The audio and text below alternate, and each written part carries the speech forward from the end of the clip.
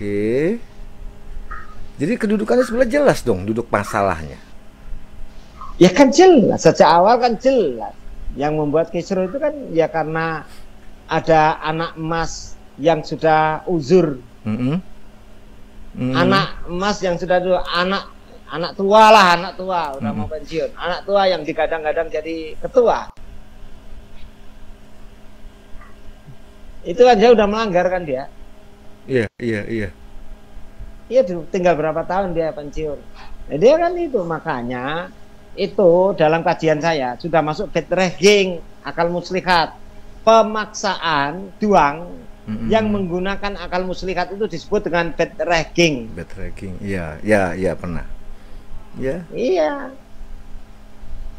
Jadi apanya yang sekarang pertanyaannya yang dimasalahkan apa? Putusan apa? Kalau Kongres sudah jelas, Banten saya anggap morat marit, izin aja belum dapat, izin Polri belum dapat, ini belum dapat semua, udah. Nah izin belum dapat. Oke. Ada dua kubu, kan seperti yang Pak Menteri bilang ada dua kubu nih, yang keras kepala.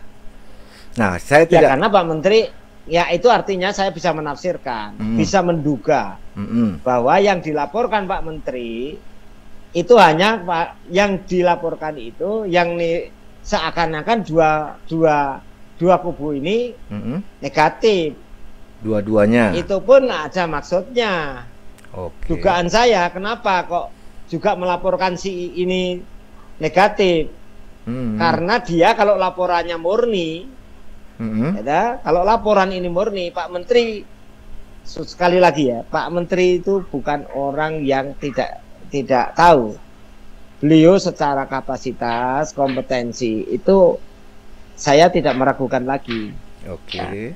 Kompetensinya beliau itu bukan menteri yang salah-salan. Beliau kan menyelesaikan berbagai masalah sengketa partai itu berapa kali? Ya, betul. Beliau ngutip juga masalah itu.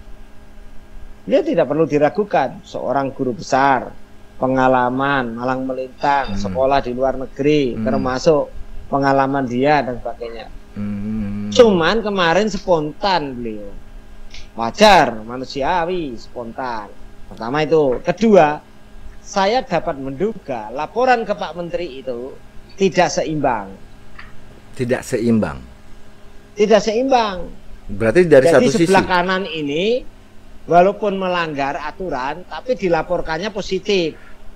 Cuman diembel-embeli, keras kepala itu kan setelahnya. Setelah gagal ini dianggap keras kepala. Setelah tidak mengikuti keras kepala. Tapi awal laporan itu dapat diduga bahwa di kubu lawan, artinya saya katakan di 24 pemilih itu pasti dilaporkan negatif.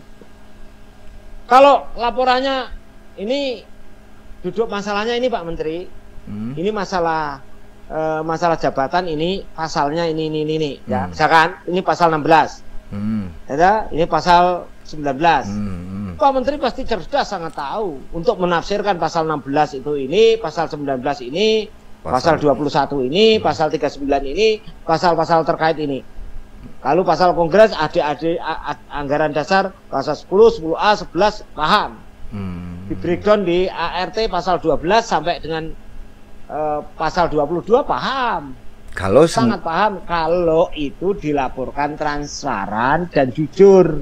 Disampaikan semua. Saya menduga, saya menduga laporannya tidak jujur, tidak transparan. Saya menduga laporannya berat sebelah.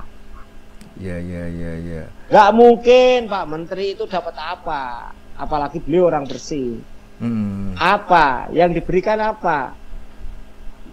Dalam konteks misalkan masa 24 lebih banyak masa kalau secara politik, apa? Sekarang apa? Yang dijanjikan apa? Nggak ada. Pak Menteri murni pure, cuman karena laporannya itu berat, timbangannya itu berat sebelah, sehingga apa yang dikonstruksikan di Pak Menteri tentu berbeda. Makanya ada sedikit keras omongannya ya. Ya, berbeda. Kalau Pak Menteri itu paham duduk masalah yang sesungguhnya, saya yakin Pak Menteri pasti mengambil putusannya sesuai ADRT. sesuai dengan ADART. Hakul yakin saya, ya 1000% saya jamin. Kalau Pak Menteri itu dihadapkan pada ADART yang seperti ini, terus rekayasa ya, kubu sebelah bad raggingnya akal muslihat kubu sebelah seperti ini, beliau akan mengambil yang sesuai ADART. Iya. Nah, ini kan Cilegon Kongres batal. Murad Marit aja lah. Ya, batal gimana? Okay. Ditunda. Batal itu kalau belum bayar. Kalau udah bayar, udah hotel udah di booking semua, orang udah bayar, gini termasuk saya kehilangan 4 kamar hotel dengan sia-sia. Itu Murad Marit. Murad Marit deh. Oke, saya pakai istilahnya Kang Bro. WH Murad Marit. Nah, ada Murad Marit dan ditunda selambat-lambatnya Agustus. Kan gitu. Ya. Nah, itu kegagalan. Tadi dulu itu sabar. Kegagalan tidak hanya kegagalan pada PP, AHU juga gagal. Nah, gagal mengawal. Kenapa tidak sejak awal?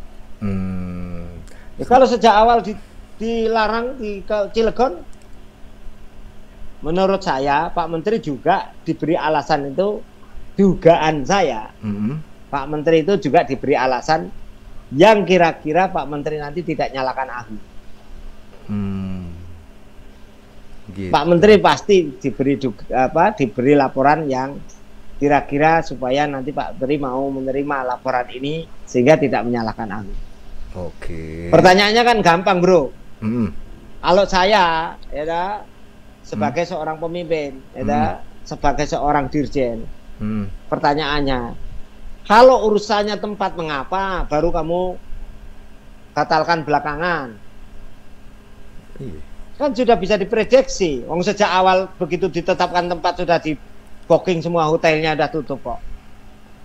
Ya itu Menteri pun nggak masuk akal. Logikanya dari mana coba? Logikanya dari mana? Kalau alasannya itu, karena Pak Menteri hanya menerima sepihak, nggak tahu dari siapa.